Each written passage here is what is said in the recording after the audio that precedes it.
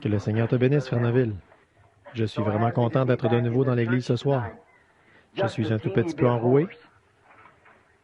Un message plutôt long ce matin, mais je suis réellement content qu'on l'ait eu.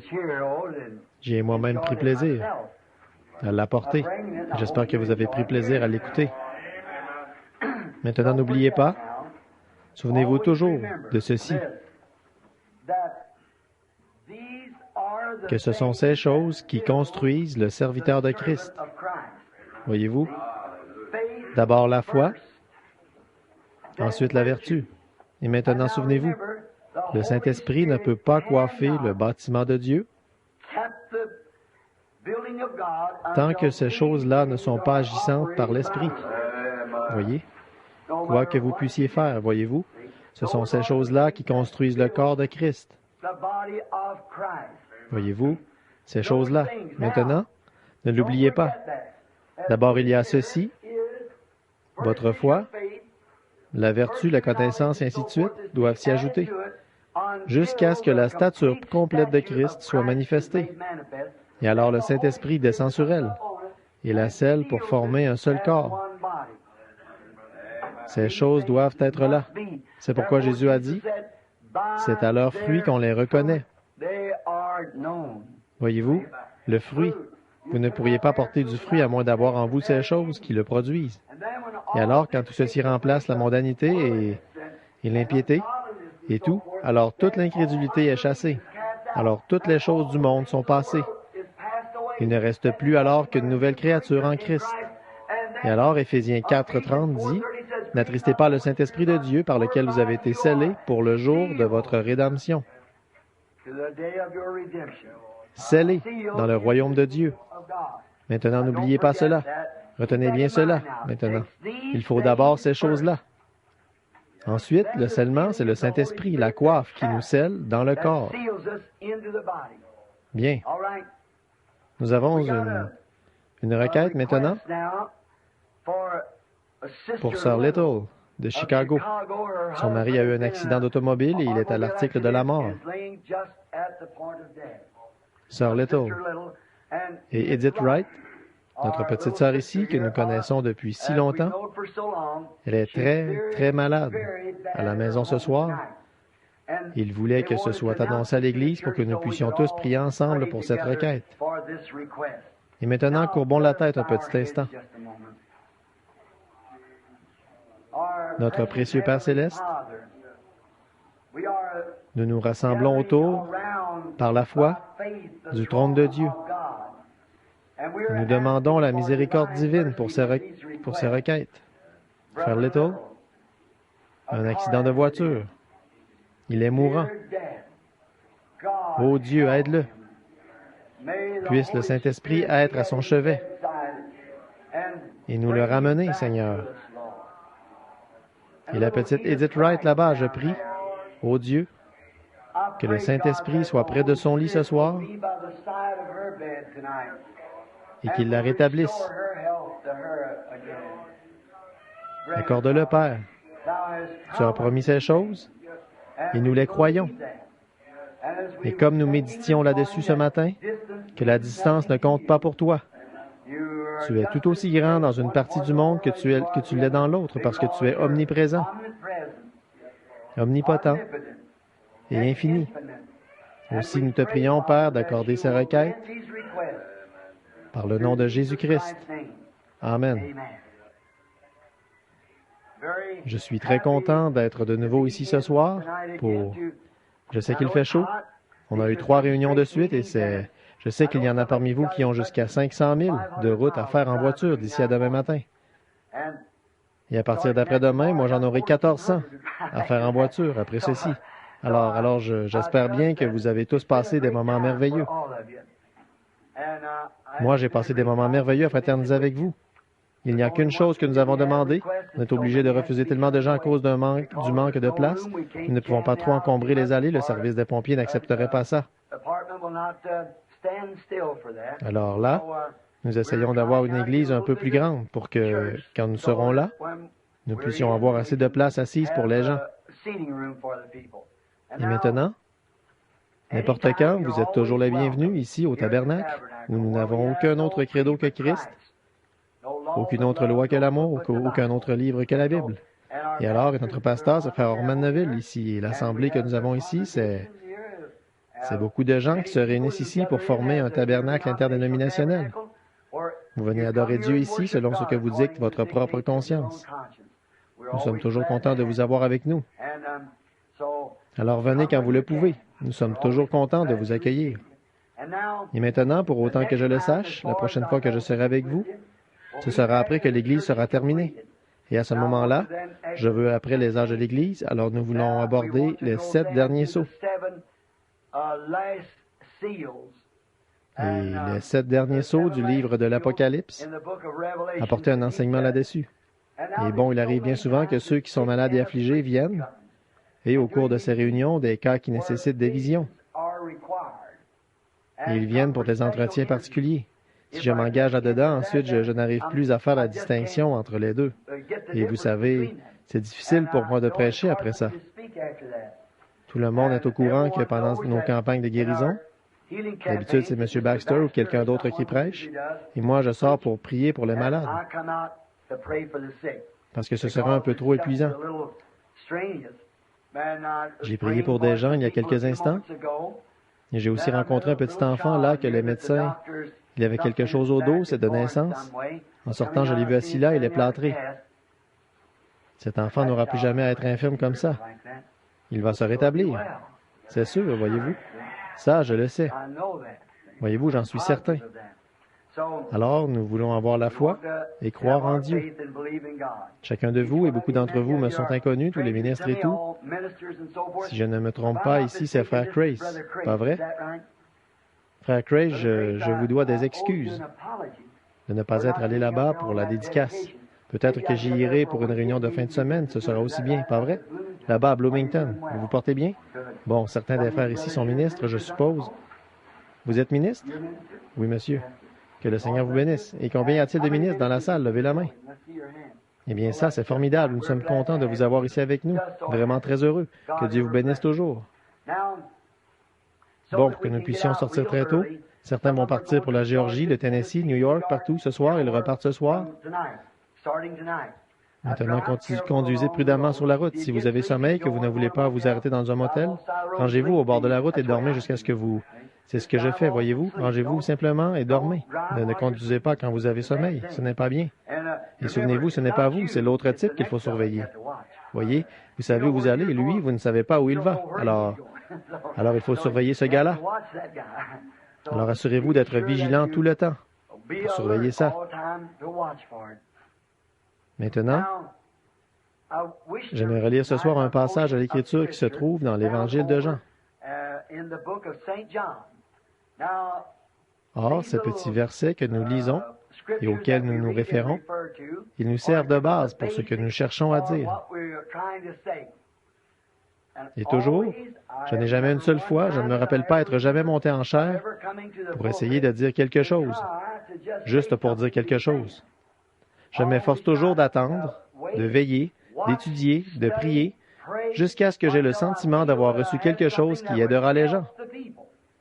Si je ne peux pas être une aide, alors il est inutile que je me tienne ici, voyez-vous. C'est pour essayer d'aider.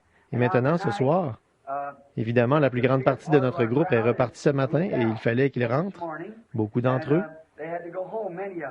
Mais ce soir, je vous avais dit que si vous restiez, nous essayerions de ne parler qu'à peu près 45 minutes sur quelque chose qui, j'espère, nous aidera. Et pour servir de base à ceci, maintenant, nous allons prendre Jean, chapitre 16.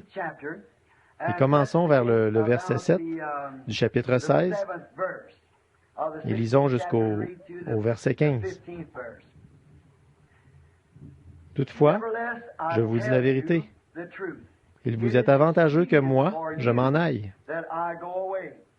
Car si je ne m'en vais, le Consolateur ne viendra pas à vous. Mais si je m'en vais, je vous l'enverrai. Et quand celui-là sera venu, il convaincra le monde de péché et de justice et de jugement.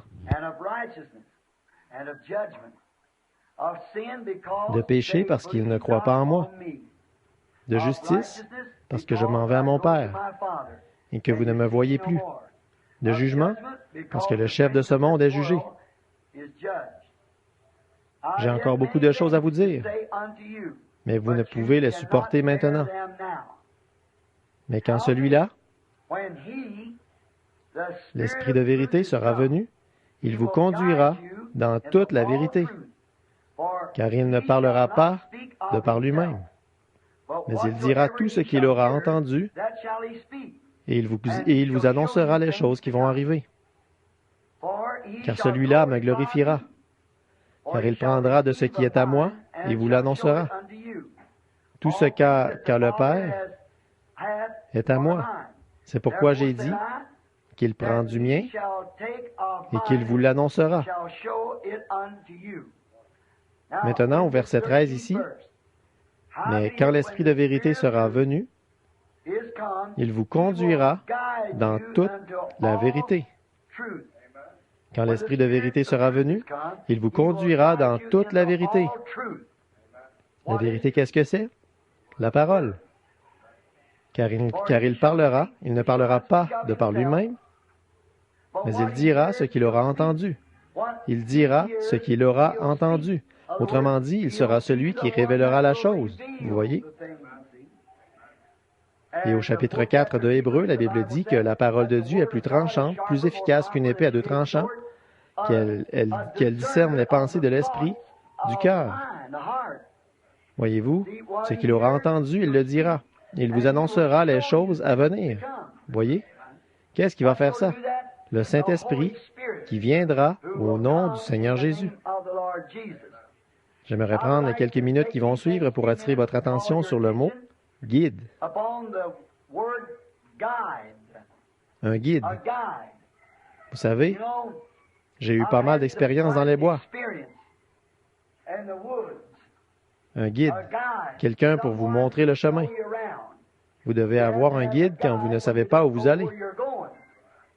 Et comme j'ai l'habitude de la chasse, et partout dans le monde, j'ai eu l'occasion de rencontrer des guides. Et je suis moi-même un guide dans le Colorado. En effet, je connais la région, j'ai été ouvrier de ranch et tout, alors je peux être guide dans le Colorado. Or, un guide doit connaître le chemin. Il doit savoir où il va et ce qu'il fait, et comment prendre soin de vous sur la route. Voyez, il doit voir à ce que vous ne vous égariez pas. Un guide, c'est un homme qui a été sélectionné. C'est l'État qui sélectionne cet homme-là, s'il est un guide. Et maintenant, quand vous partez en excursion dans une région sauvage, où vous n'avez peut-être pas l'habitude d'aller, il n'est pas bon que vous partiez sans en avoir un. Franchement, il y a des endroits où on ne peut même pas aller sans en avoir un. Par exemple, au Canada, le guide doit signer votre permis. C'est pour le garde-chasse. Il doit s'inscrire et vous êtes sous sa responsabilité. S'il vous arrive quoi que ce soit, il en est responsable. Il doit prendre soin de vous. Il doit voir à ce que vous ne vous égariez pas. Il doit s'assurer de ne pas vous envoyer quelque part d'où vous ne saurez pas revenir. Et s'il arrivait que vous vous égariez, il doit connaître la région tellement bien qu'il pourra aller vous chercher n'importe quand. Il doit connaître toutes ces choses. Sinon, il ne peut pas être un guide. Il ne peut pas obtenir un permis de guide. Pour ce genre de choses, parfois, il faut que vous preniez rendez-vous, que vous appeliez à l'avance et que vous preniez des dispositions, que vous ayez des réservations pour qu'on vous accompagne. Et si parfois son horaire est complet, il ne peut pas vous accompagner, vous devez remettre ça plus tard, à cause du guide terrestre. Vous n'avez jamais à faire ça avec le guide de Dieu. Il est toujours prêt, toujours prêt. Maintenant, si vous ne vous occupez pas de ces préparatifs et que vous comptez partir en excursion dans une région sauvage où vous n'êtes jamais allé auparavant, vous pourriez vous égarer et périr. Vous avez environ 1% des chances de sortir de cette région sauvage. C'est-à-dire, si elle n'est pas trop dense, vous auriez peut-être 1% des chances d'en sortir tout seul. Mais si c'est une région sauvage très vilaine, très éloignée, vous n'avez pas la moindre chance d'en sortir. Il n'y a aucun moyen d'en sortir parce que vous vous retrouvez en train de faire la marche de la mort. Et à ce moment-là, vous êtes fichu, à ce moment-là, vous êtes fini. Alors, vous périrez si vous n'avez pas un guide qui connaît la région et qui sait comment revenir. Beaucoup d'entre vous ont pris connaissance de l'article, vous l'avez lu l'an dernier, là-bas à Tucson, dans l'Arizona. C'est Boy Scouts. Pourtant, ils avaient reçu une formation pour savoir se débrouiller tout seuls. C'était des scouts. Et ce n'était pas de simples louveteaux. C'était des scouts. Des vrais. Ils ont fait une excursion en montagne et une tempête de neige s'est levée. La nature a changé de position. Et là, ils se sont égarés. Ils ont tous péri. C'est parce qu'il y a eu une modification du cours normal des choses auxquelles ils étaient habitués. Ils ne savaient plus comment sortir, voyez. Et je ne sais plus combien de garçons ont péri dans la montagne. Bien qu'on y ait envoyé des hélicoptères et la milice et la garde nationale et des bénévoles et tout, mais ils s'étaient égarés. Personne ne savait où ils étaient et ils n'ont pas pu se débrouiller tout seuls. Ils ont tous péri dans la neige parce qu'ils ne savaient plus s'ils se dirigeaient vers l'est, le nord, l'ouest ou l'est. S'ils montaient ou s'ils descendaient, ni rien, pour eux, c'était tout pareil. Or, un guide sait où il est, quel que soit le temps qu'il fait. Il a ce qu'il faut pour faire ça. Il sait ce qu'il fait. Il a l'habitude de tout. Il connaît l'aspect de tout. Il pourrait donc être dans l'obscurité et il pourrait tâter une certaine chose. Par exemple, voici un vieux truc de guide. Vous savez, si vous pouvez voir les étoiles, n'importe lequel d'entre vous, vous pouvez savoir dans quelle direction vous allez, si vous observez les étoiles. Et vous devez toujours observer la seule étoile véritable. Il n'y a qu'une seule étoile véritable, c'est l'étoile polaire, voyez-vous, qu'une seule. Cet astre reste toujours à la même place. Il représente Christ, le même hier, aujourd'hui et éternellement. Les autres pourraient s'éloigner du chemin, mais lui, il reste le même. Les églises pourraient vous entraîner dans cette direction-ci ou d'autres vous entraîner dans cette direction-là, mais pas lui. Il est toujours le même. Eh bien maintenant, si vous ne pouvez pas voir cette étoile polaire, que c'est nuageux, à ce moment-là, vous n'avez qu'à remarquer s'il fait jour et que vous êtes égaré, vous n'avez qu'à bien regarder les arbres. L'arbre, il a toujours, la mousse est sur le côté de l'arbre qui est au nord, parce que le côté de l'arbre qui est au sud est plus exposé au soleil que le côté qui est au nord. Mais s'il fait nuit et que vous ne pouvez pas voir la mousse, si vous fermez les yeux sans chercher à réfléchir, fermez les yeux et trouvez un arbre à l'écorce lisse. Mettez vos mains autour de l'arbre comme ceci, jusqu'à ce que vos doigts se rencontrent, et alors déplacez-vous très lentement en faisant le tour de l'arbre. Et quand vous toucherez un endroit où l'écorce est très épaisse, gercez. Ça, c'est le côté du nord, les vents. Alors vous pouvez savoir dans quelle direction vous allez, au nord ou au sud. Et ainsi haut, il y a bien des choses, mais il faut être guide pour savoir faire ces choses. Un simple homme ordinaire irait là, il dirait, « Pour moi, au toucher, il n'y a pas de différence, voyez? » Voyez-vous, vous devez être formé pour ce travail de guide. Ces garçons, sans doute que c'était de très bons scouts. Ils savaient peut-être faire des nœuds, ils savaient peut-être faire du feu avec des cailloux, et ainsi de suite comme ça. Et de savoir par où sortir, c'est ça qu'il faut. Ils ne savaient pas par où sortir, et donc ils ont tous péri, parce qu'ils ne s'étaient pas fait accompagner par un guide. Un père imprudent, il y a 2 ans, dans le Colorado, il allait partir dans les montagnes. Il avait un petit garçon d'environ 6 ou 7 ans. Il allait l'emmener chasser le cerf pour la première fois. Alors ils sont montés haut sur la montagne, et le petit garçon a dit à son papa, « Je suis fatigué, monte sur mon dos. Nous ne sommes pas encore assez haut. Les cerfs sont dans les hauteurs. » Et l'homme a continué jusqu'à ce qu'il ne savait pas, c'était un homme de la ville. Il ne savait pas du tout comment chasser ni où aller. N'importe quel homme qui connaît un tant soit peu les régions sauvages sait que les cerfs ne restent pas dans les hauteurs. Ils ne vont pas là-haut. Ce sont les chèvres qui restent là-haut, pas les cerfs. Eux sont en bas où ils peuvent se nourrir. Il faut qu'ils restent où il y a à manger. Et donc, mais cet homme-là, il se disait, si je monte très haut dans les rochers, quelque part là-haut, je vais trouver un grand mâle. Il en avait vu en photo, se tenant sur un rocher. Il pensait que c'est là qu'il en trouverait. Ne prêtez aucune attention à ce qui est dit dans ces magazines. Oh là là là là. Vous aurez un cauchemar. Ça, il n'y a qu'une chose à faire, c'est de vous faire accompagner par un guide pour savoir où vous êtes. Et ce père, tout à coup, la pluie s'est mise à tomber là-haut, une de ces averses qui arrivent brusquement. Et cet homme était resté à chasser trop tard, jusqu'à ce qu'il fasse nuit. Il n'arrivait plus à retrouver son chemin. Et ensuite, le vent s'est levé sur le sommet des montagnes, et lui, il marchait très vite. Il marchait vite, et il faut savoir rester en vie, si vous vous retrouvez coincé là-bas. Voilà une autre chose, savoir rester en vie. J'ai grimpé à des arbres et glissé jusqu'en bas, grimpé à des arbres, glissé jusqu'en bas, monté et descendu comme ça pour rester en vie. J'ai pris de la neige quand il y en avait 4 pieds, de haut, de chaque côté. Je cassais une souche et je la couchais par terre. J'étais tellement affamé que c'était presque insupportable. Je cassais ces vieilles souches, je les allumais, la chaleur faisait fondre la neige. Ensuite, vers 1 heure ou 2 heures du matin, j'écartais les souches et je m'étendais sur le sol chaud pour rester en vie. Vous devez savoir faire ces choses. Cet homme-là, il ne savait pas ce qu'il faisait. Il n'avait personne avec lui pour le diriger. Il a tenu son propre petit garçon contre sa poitrine jusqu'à ce qu'il le sente se refroidir et mourir. Imprudent. Si seulement il s'était fait accompagner par un guide, celui-ci l'aurait tout de suite ramené de la montagne. Quelqu'un était là, voyez-vous, mais il a attendu qu'il fasse nuit. À ce moment-là, il ne pouvait pas voir où il allait. C'est le problème avec les chrétiens aujourd'hui. Ils attendent que l'obscurité s'installe, et là, on se rend compte qu'on est parti sans le guide. Le guide. Eh bien, avez-vous déjà vu un homme qui s'était égaré? Est-ce que quelqu'un ici a déjà eu l'expérience de ramener un homme égaré? Il n'y a rien qui fasse plus pitié à voir. Quand un homme s'égare, il devient comme fou.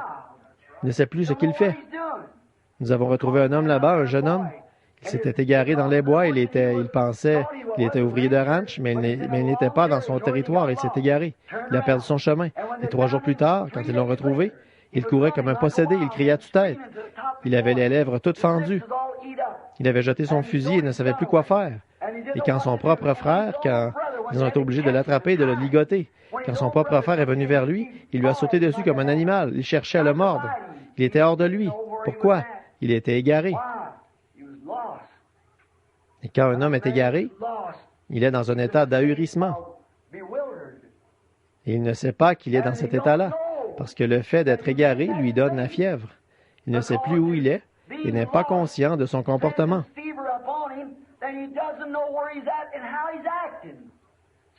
Il en est de même quand un homme est égaré. Loin de Dieu, il fera des choses qu'il ne ferait pas normalement. Il fera des choses qu'il est impensable qu'un être humain puisse faire. Un homme égaré, loin de Dieu. Une église égarée, loin de Dieu. Une église qui s'est éloignée de Dieu, qui s'est éloignée des principes de la Bible, de Dieu.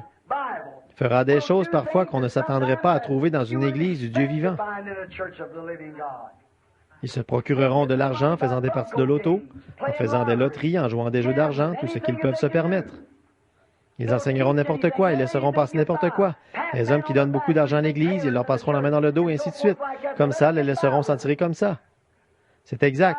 Admettre sur le conseil des diacres des hommes qui se sont mariés 3 ou 4 fois, juste pour pouvoir se débrouiller côté financier, joindre les 2 bouts. Il n'y a qu'un bout que vous devez joindre, c'est votre obligation envers Dieu. Tenez-vous là et dites la vérité. Égaré. Un homme qui est égaré dans un état d'ahurissement. Il est comme fou. Le guide a l'intelligence des choses. Il sait comment procéder et ce qu'il faut faire. Dieu a toujours envoyé un guide à son peuple.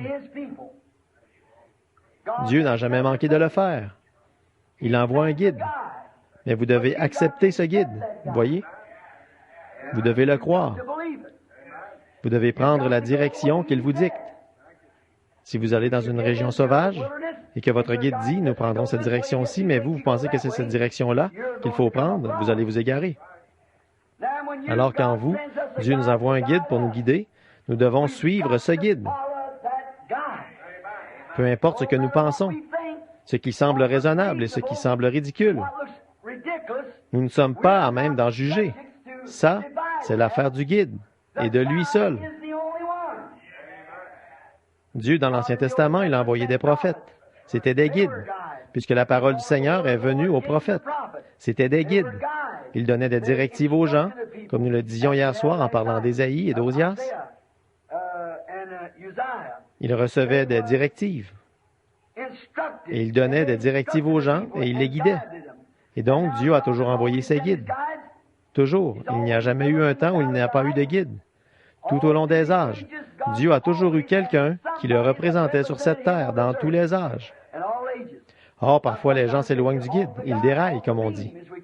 Quand Jésus était ici sur terre, vous vous en souvenez, n'est-ce pas, que Jésus a dit aux pharisiens, « Vous, guides aveugles, des guides aveugles, aveugles aux choses spirituelles. » Voyez? Or, ils étaient censés être des guides pour les gens, guidant les gens vers le salut. Mais Jésus a dit, « Vous êtes aveugles. » Et il a dit, « Laissez-les. Car si un aveugle conduit un aveugle, ne tomberont-ils pas tous deux dans la fosse? Des guides aveugles. Oh, combien le monde a été contaminé par cela. La conduite d'aveugle.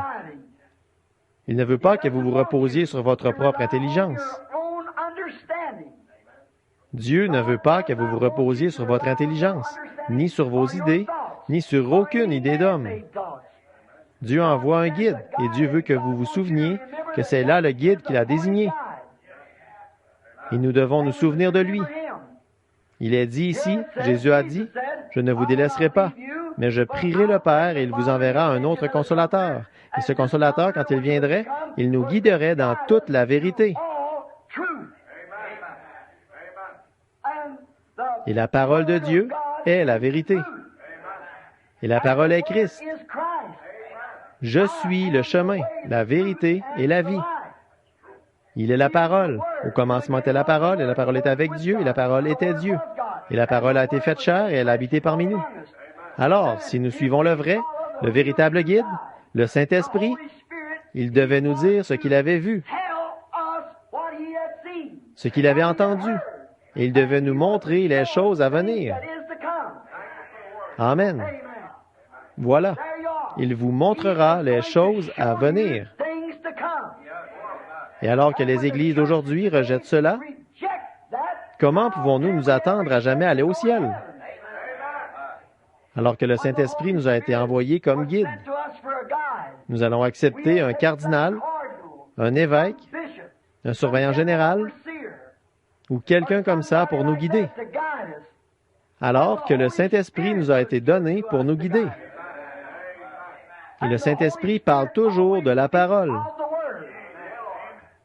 J'ai beaucoup de choses à vous dire, vous ne pouvez pas les comprendre maintenant, mais quand il sera venu, il vous guidera vers elle. Voilà pourquoi il y a eu les sceaux. À la fin du 7e sceau, le mystère de Dieu s'accomplirait. Savoir qui Dieu est, ce qu'il est, comment il vit, sa nature, son être. À ce moment-là, vous devriez être tout en haut ici, voyez-vous. Nous amener à la pleine stature de fils et de filles de Dieu. Une Église qui a été lavée dans le sang de Christ, qui a été achetée sans argent, acquise par le sang de Jésus-Christ. Alors, nous y voilà. Un guide. Et il est le guide auquel Dieu a pourvu. Or, nous traversons une région sauvage. Nous sommes en route vers quelque part. Et nous ne pouvons pas nous débrouiller sans ce guide. Que personne ne s'avise d'essayer d'y substituer un autre guide. Si vous le faites, celui-là vous sortira des rangs. Ce guide-ci, il connaît le chemin. Il connaît chaque pouce du chemin. Il connaît chaque pensée qu'il y a dans votre cœur. Il connaît tout le monde qui est ici. Il sait qui vous êtes et ce que vous avez fait, et tout à votre sujet. Il est le guide de Dieu, le Saint-Esprit, et il vous révélera des choses. Et il dira les choses qu'il aura entendues. Il peut répéter vos propres paroles, dire ce que vous avez dit. Amen. Vous dire ce que vous avez été, ce que vous avez, où vous allez. Un guide, le guide adéquat. Il vous guidera dans toute la vérité, et sa parole est la vérité. Or, le Saint-Esprit ne dira jamais Amen à une espèce de credo d'homme. Il ponctuera uniquement la parole de Dieu de Amen, parce qu'elle est vraie. Le Saint-Esprit ne vous conduira dans aucune autre direction. Or, ce qui est bizarre, c'est que nous tous, toutes nos grandes dénominations et tout, nous prétendons tous être conduits par le Saint-Esprit. Et il y a autant de différences entre nous qu'entre le jour et la nuit. Mais quand Paul, ce petit pharisien, qui a reçu le Saint-Esprit, quand Ananias l'a baptisé, il est allé en Arabie et il a passé 3 ans là-bas à étudier. Il est revenu, il n'a jamais consulté l'Église à propos de quoi que ce soit pendant 14 ans. Et quand il est allé rencontrer Pierre, le chef de l'Église de Jérusalem, ils avaient exactement la même doctrine. Pourquoi? Le même Saint-Esprit. Alors que Pierre baptisait au nom de Jésus-Christ, Paul a fait de même, sans que personne le lui ait dit. Alors que Pierre enseignait le baptême du Saint-Esprit et la sanctification et tout, Paul a fait de même sans avoir consulté l'Église, parce que c'était le même guide. Alors comment cela pourrait-il être le cas pour nous, aujourd'hui, alors que les gens nient ces vérités? Quand Pierre a donné son enseignement sur la façon dont l'Église devait être mise en ordre, Paul avait la même doctrine, parce qu'ils avaient le même guide. Le guide ne va pas en emmener un dans cette direction-ci et un dans cette direction-là et en envoyer un à l'est et l'autre à l'ouest. Il va vous garder ensemble. Et si nous laissons simplement le Saint-Esprit nous garder ensemble, nous serons un. Si nous ne laissons pas le diable nous entraîner sur la mauvaise route, nous serons d'un seul cœur, d'une seule pensée, d'un même accord, par un seul esprit, le Saint-Esprit, le guide de Dieu qui nous guidera dans toute la vérité. C'est exact. Mais vous devez suivre votre guide. Oui, monsieur. Regardez Nicodème. Il avait besoin d'un guide. Pourtant, c'était un homme intelligent. C'était un docteur d'environ 80 ans. Il faisait partie des pharisiens ou des tribunaux du Sanhédrin, du conseil de l'association pastorale. C'était un de leurs hommes les plus importants. Un docteur d'Israël, un maître en la matière. Pensez-y, passez maître dans l'art de l'enseignement. Oui, il connaissait les lois, mais pour naître de nouveau, il avait besoin d'un guide. Il avait faim de cela. Il savait qu'il devait forcément y avoir autre chose. Ce qu'il a exprimé à Christ cette nuit-là l'a démontré. Ce qui a été démontré aussi, c'est ce que les autres en pensaient. Mais aucun d'eux n'a eu le cran que lui, il a eu. Aucun d'eux n'aurait pu aller là et faire ce que lui, il a fait. Vous savez, les gens condamnent Nicodème parce qu'il est venu de nuit. Il y est parvenu. Il y est arrivé. Je connais des gens qui ne veulent même pas prendre le départ le jour comme la nuit. Mais lui, il y est arrivé. Il avait besoin d'un guide. Il a dit, Maître, nous, du tribunal du Sanhédrin, nous savons que tu es un docteur envoyé de Dieu. Comment le savait-il? Il était confirmé. Voyez-vous, il voulait savoir ce qu'il en était de la nouvelle naissance. Il est donc allé directement à celui qu'il fallait, parce que Dieu avait confirmé que celui-ci était son guide. Jésus. Regardez ce qu'il a dit. Maître, nous savons que tu es un docteur venu de Dieu, parce que personne ne peut faire les choses que tu fais si Dieu n'est avec lui. C'était là une confirmation, comme quoi il y avait en lui un Dieu vivant. Il en avait témoigné. Ce n'est pas moi qui fais les œuvres, c'est mon Père qui demeure en moi. En vérité, je vous le dis, le Fils ne peut rien faire de lui-même, mais ce qu'il voit faire au Père, le Fils aussi le fait pareillement. Le Père agit, et moi aussi j'agis jusqu'à maintenant. Autrement dit, Dieu lui montrait quoi faire et il allait tout simplement reproduire les gestes. Il ne faisait rien tant que Dieu ne lui avait pas dit de le faire. Amen. Ça, ce sont vraiment les faits, tels quels. Si seulement nous agissions et attendions que le Saint-Esprit nous pousse à agir, c'est ça. Et puis que nous soyons tellement absorbés en Christ qu'il n'ait pas à vous pousser pour vous faire bouger comme il doit le faire pour moi, mais qu'au premier signe de tête, vous soyez prêts et que rien ne vous arrête, parce que vous savez que c'est la volonté de Dieu. Il avait besoin d'un guide, et celui-ci était un guide confirmé. Il pouvait être conduit par ce guide, parce qu'il savait que ce guide était inspiré par Dieu. Il savait que ces traditions auxquelles il avait été assujetti, peut-être par les pharisiens, les sadducéens et quoi encore, il avait été assujetti à ces credos depuis toujours. Il n'avait rien vu se produire. Mais voilà un homme qui arrive, il déclare être un Messie promis par la Bible. Et le voilà qui fait les œuvres même de Dieu. Jésus a dit, si je ne fais pas les œuvres de mon Père, alors ne me croyez pas. Mais si vous ne pouvez me croire, croyez aux œuvres que je fais, car elles rendent témoignage de moi. Alors, ce n'est pas étonnant que Nicodème ait pu dire, « Maître, nous savons que tu es un docteur venu de Dieu, car personne ne peut faire les choses que tu fais si Dieu n'est avec lui. » Voyez-vous, il avait besoin d'un guide, bien qu'il ait été un maître en la matière. Il était un maître de son Église. Il était revêtu d'une dignité, et il occupait des positions importantes. C'était un grand homme. Sans doute qu'il était respecté de tous, d'un bout à l'autre du pays, mais pour naître de nouveau, il avait besoin d'un guide. Nous aussi, nous en avons besoin. Oui, nous avions besoin d'un guide. Corneille, c'était un grand homme, un homme respectable.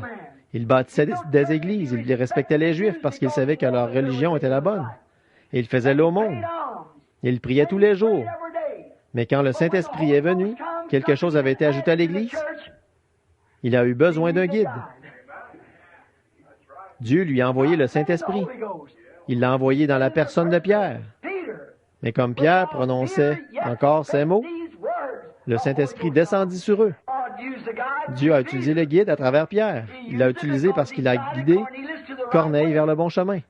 Et comme il parlait encore, le Saint-Esprit est descendu sur ces gens des nations. Alors il a dit, peut-on refuser l'eau du baptême à ces gens? Voyez-vous, c'était encore le guide qui parlait, et non Pierre. En effet, c'était un groupe de Juifs ou de gens des nations, impurs, souillés, selon lui. Alors il ne voulait même pas y aller, mais le guide a dit, je t'envoie. Vous faites des choses que vous n'auriez pas pensé faire quand le guide vous a entièrement sous son contrôle, quand vous le laissez vous guider. Oh, comme c'est merveilleux d'être conduit par le Saint-Esprit. C'est lui le guide. Bien. Il a parlé à Pierre et lui a dit ce qu'il devait faire. Ensuite, quand ils ont tous reçu le Saint-Esprit, il a dit, nous ne pouvons refuser l'eau, étant donné que ceux-ci ont reçu le Saint-Esprit aussi bien que nous au commencement. Et ils les ont baptisés au nom du Seigneur Jésus. Or, qui l'a conduit à faire ça? Le guide qui était en lui. Jésus ne leur avait-il pas dit, ne vous inquiétez pas de ce que vous direz? En effet, ce n'est pas vous qui parlerez, c'est le Père qui demeure en vous, c'est lui qui parlera. Amen. L'eunuque qui revenait de Jérusalem. Dieu avait un guide dans le monde à ce moment-là. Le Saint-Esprit. Il avait un homme là-bas qui était rempli de ce guide. Il n'était même pas prédicateur, il était un peu comme un diacre. Il était là-bas, il guérissait les malades, il chassait les démons, et il causait beaucoup d'émoi. Il y avait une grande joie dans la ville. Des centaines de gens s'étaient rassemblés autour de lui et le guide a dit, « N'allons pas plus loin, allons de cet autre côté. » Il n'a pas contesté avec son guide. Ne contestez jamais la parole de votre guide, suivez-le, sinon vous allez vous égarer. Et souvenez-vous, quand vous le quittez, vous vous retrouvez fin seul. Donc nous voulons rester près du guide. Alors, en cours de route, il a dit, « Quitte maintenant ce groupe, Philippe, et va-t'en dans le désert où il n'y a personne. Je t'envoie là-bas et il y aura quelqu'un là-bas quand je t'y aurai emmené. » Et voilà un eunuque solitaire qui arrive. C'était un homme important au service de la reine là-bas en Éthiopie. Donc il passait par là en lisant le livre d'Ésaïe. Et le guide a dit, « Approche-toi du char. » Et il a dit, « Comprends-tu ce que tu lis? » Il a dit, « Comment pourrais-je comprendre? Il n'y a personne pour me guider. » Oh là là! Mais Philippe, il avait le guide. Amen. Et il a commencé par ce passage. Il lui a annoncé la bonne nouvelle de Christ. Amen. Le guide, il ne lui a pas parlé d'un credo, il lui a parlé du guide, Christ. Et il l'a baptisé dans l'eau là-bas. Assurément. Oh, j'aime vraiment ça. Quand Israël a quitté l'Égypte pour aller dans le pays promis, dans Exode 13, 21, Dieu savait qu'ils n'avaient jamais fait ce trajet auparavant, un trajet de seulement 40 000. Mais ils avaient quand même besoin que quelque chose les accompagne. Ils se seraient égarés. Alors Dieu leur a envoyé un guide. Exode 13, 21, quelque chose comme ceci. « J'envoie mon ange devant vous, la colonne de feu, pour vous garder dans le chemin, pour les guider jusque dans ce pays promis. » Et les enfants d'Israël suivaient ce guide. La colonne de feu, la nuit, la nuée pendant le jour. Quand elle s'arrêtait, il s'arrêtait. Quand elle faisait route, il faisait route. Et quand il les a eus emmenés près du pays et qu'ils n'étaient pas dignes d'y entrer, il les a conduits dans le désert de nouveau. Il ne voulait pas y entrer avec eux. C'est ce qui se passe pour l'Église aujourd'hui. C'est sans doute la patience de Dieu aujourd'hui, comme à l'époque de Noé. L'Église serait déjà partie si elle s'était tout simplement redressée et mise en ordre. Mais il est obligé de nous entraîner ici et là, ici et là, ici et là. Israël était bien loin de s'en douter quand il poussait des cris en voyant les soldats morts de l'Égypte, les chevaux noyés, les chars de Pharaon renversés. Ils avaient remporté la victoire. Moïse était dans l'esprit. Il chantait dans l'esprit. Marie dansait dans l'esprit. Les filles d'Israël couraient de long en large sur la côte en poussant des cris et en dansant. Ils n'étaient qu'à une distance de quelques jours du lait et du miel. Ils étaient bien loin de se douter que parce qu'ils se sont mis à rouspéter contre Dieu et contre le guide, ils en auraient encore pour 40 ans. Et nous nous retrouvons dans le même état. En partant d'ici, je vais à Shreveport. Le Saint-Esprit est descendu il y a 50 ans, au jour d'Action de grâce, en Louisiane, au jour d'Action de grâce. Comme l'Église a perdu du terrain depuis le temps. Vous rendez-vous compte que l'Église catholique romaine À ses débuts, c'était l'Église pentecôtiste. C'est la vérité. C'est exact. C'était une Église pentecôtiste, mais les dignitaires formalistes se sont introduits et ont changé les Écritures de Dieu en traditions qu'ils ont instituées. Ils y ont ajouté des dogmes et tout. Et regardez ce qu'ils ont maintenant. Pas la moindre trace de l'Écriture nulle part. Ils ont substitué une chose à une autre, un morceau de pain au Saint-Esprit. Ils ont substitué l'aspersion à l'immersion. Ils ont substitué le Père, le Fils et le Saint-Esprit au Seigneur Jésus-Christ. Ils ont substitué tous ces grands oracles de Dieu qui nous avaient été prescrits, et ils sont loin, bien loin, très loin de la doctrine biblique. La Pentecôte est descendue en Louisiane il y a 50 ans, et si ce mouvement demeure encore 200 ans, il sera plus éloigné que l'Église catholique s'il continue à perdre du terrain comme il l'a fait au cours de ces 50 dernières années. Parce qu'il continue à ajouter tout le temps, constamment. Les prédicateurs à l'ancienne mode, c'est terminé. Les réunions dans la rue, on n'en entend plus du tout parler. Tout ce qu'on retrouve, c'est un tas de choses de Hollywood qui se sont ajoutées. Des femmes aux cheveux coupés courts, qui portent des shorts, maquillés et tout le reste, et qui se disent chrétiennes. Une espèce de petit Ricky avec sa guitare qui court partout et les femmes avec la robe tellement serrée, c'est comme... Ça ressemble à une saucisse de Francfort épluchée, avec la peau par-dessus. Presque, elle se trémousse sur l'estrade, elle court partout sur l'estrade en dansant avec des pendants aux oreilles et une de ses nouvelles coupes de cheveux style femme du président, et ensuite appeler ça du christianisme. Ce qu'il nous faut, c'est une religion à l'ancienne mode, envoyée de Dieu, qui brûlera, qui exterminera en la brûlant toute cette mondanité de l'Église. Il nous faut revenir au Saint-Esprit et au feu, revenir à ce qui ôte toutes les impuretés en les brûlant, à ce qui ramène la prédication à l'ancienne mode, faire du ciel quelque chose de haut et de l'enfer quelque chose de chaud, droit comme un canon de fusil. C'est ce genre de prédication-là qu'il nous faut. Mais faites ça aujourd'hui et votre assemblée va voter votre renvoi. Il arrive que de bons prédicateurs soient détournés du droit chemin par leur assemblée. C'est pour cette raison que je ne fais pas partie d'aucune dénomination. Je n'ai qu'un quartier général et il est au ciel. Partout où il m'enverra, j'irai. Tout ce qu'il dit, je le dis. Nous ne voulons pas d'une dénomination. Si jamais cette Église parle de dénomination, vous venez de perdre votre pasteur. Je ne traînerai pas là-dedans, pas même 5 minutes. Toutes les églises qui se sont formées en dénomination se sont dégradées, nommément une seule dont ce ne serait pas le cas, et nommément une seule qui ne se soit jamais relevée. C'est le Saint-Esprit qui est envoyé pour conduire l'Église et non un groupe d'hommes. Le Saint-Esprit est infiniment sage. Les hommes deviennent formalistes, indifférents. Dieu leur a dit qu'il leur enverrait un guide, qui les conduirait sur le chemin. Et tant qu'ils suivaient cette colonne de feu, tout allait bien. Il les a conduits jusqu'à la porte du pays promis, et là, ils ne devaient pas aller plus loin. Ensuite, Josué, le vaillant combattant, vous rappelez-vous le jour où il leur a dit, « Sanctifiez-vous, dans 3 jours, Dieu ouvrira le Jourdain ici, et nous traverserons. » Maintenant, regardez bien ce qu'il a dit, j'aime ça. Dans l'Écriture, il a dit, « Restez tout près, derrière l'arche, car vous n'avez pas encore passé par ce chemin. » L'arche, qu'est-ce que c'était? La parole. Ne suivez pas les voies de votre dénomination. Maintenant, restez derrière la parole, parce que vous n'avez pas encore passé par ce chemin. Et frères, si jamais il y a eu un temps où l'Église chrétienne devrait s'examiner, c'est bien maintenant. Nous sommes en plein au moment où cette grande réunion a lieu à Rome. Maintenant même, des distinctions sont en train d'être faites. La confédération des Églises, alors que toutes ces dénominations se réunissent dans une confédération pour former l'image de la bête, exactement telle que le dit la Bible. Et vous savez ce que nous avons dit ce matin dans les messages. Nous y voilà, tout est là. C'est tout près à la porte et les gens qui continuent à suivre des credos. Vous faites mieux de rester derrière la parole.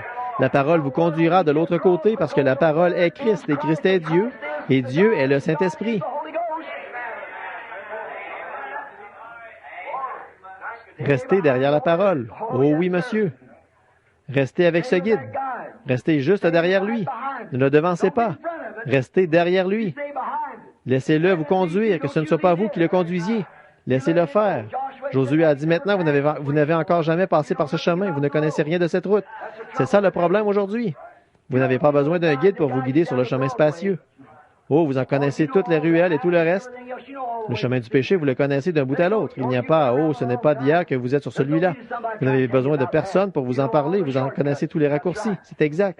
Tous les péchés, vous connaissez tout là-dessus. Personne n'a à vous dire comment voler. Vous le savez, ça. Personne n'a à vous dire comment blasphémer.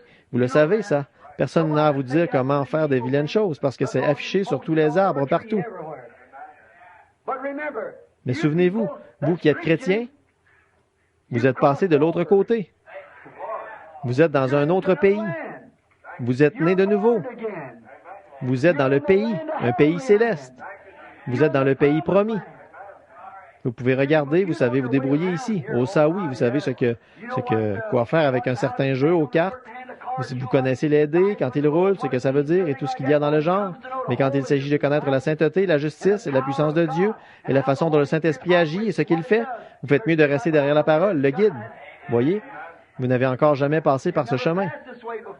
Eh bien, vous dites, j'étais un homme assez intelligent, j'ai eu 2 diplômes universitaires. Vous faites mieux d'oublier ça. Oui, monsieur.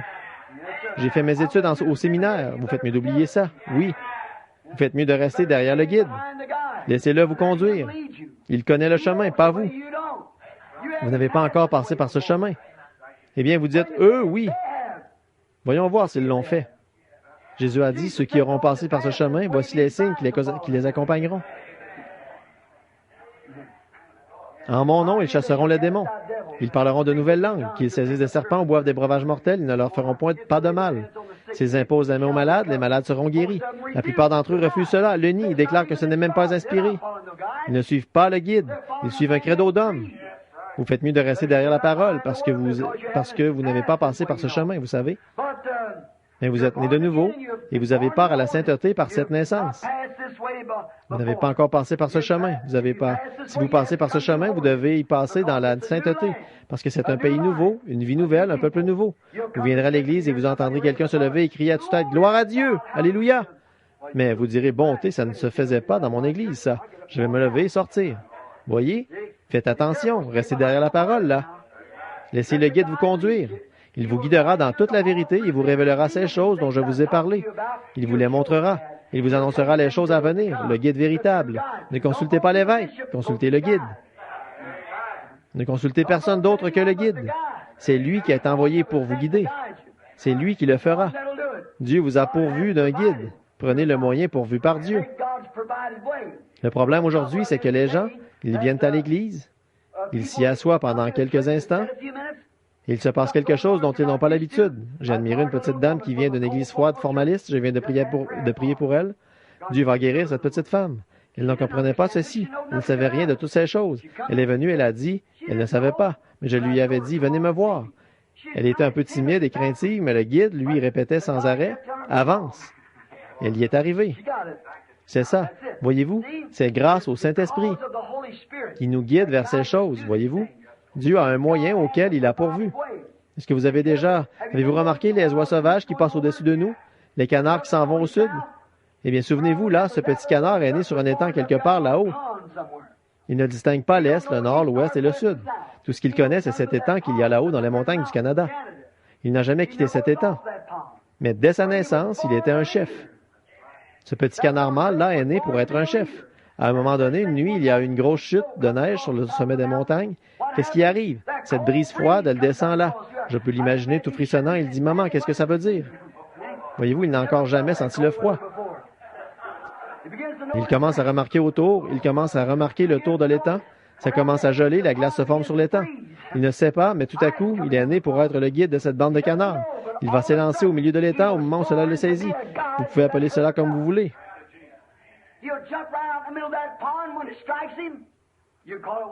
Nous, on appelle ça l'inspiration. Vous pouvez appeler ça, de l'instinct, tout simplement. Ce que ça peut être. Il va pédaler vers le milieu de l'étang et avec son petit bec en l'air, il va se mettre à crier « Coin, coin, coin, coin ». Et tous les canards de l'étang vont venir directement à lui. Pourquoi? Ils reconnaissent leur chef. Rien qu'à son coin, coin.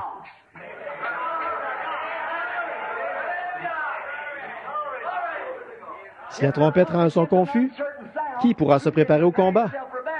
Exact. Qui peut se préparer au combat si la trompette rend un son confus? Eh bien, si ce petit canard rend un coin-coin confus, qui va se préparer à l'envol? Ce petit canard-là, avec son petit bec en l'air, là, il va pousser son cri. Coin-coin, coin-coin. Et tous les petits canards vont venir à lui. Coin-coin, coin-coin. Les voilà qui s'amènent. Ils auront tout un jubilé au milieu de cet étang-là et tourner, et tourner, et tourner. Au bout d'un moment, il sent quelque chose en lui qui agit. Il faut qu'il parte.